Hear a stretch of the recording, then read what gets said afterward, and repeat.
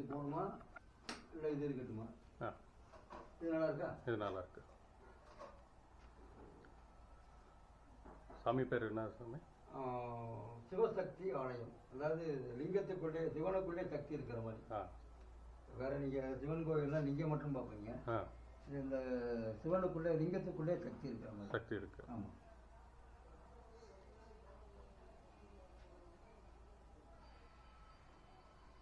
எப்பப்போ விசேஷம் சாமி இங்கே? அமாவாசை, பௌர்ணமி, பிரதோஷங்கள், அப்புறம் வேற ஏதாவது முக்கியமான சிவனுக்கு உண்டான முக்கியமான இந்த மாச சிவராத்திரி வருதுல்ல, அப்போ விசேஷமாக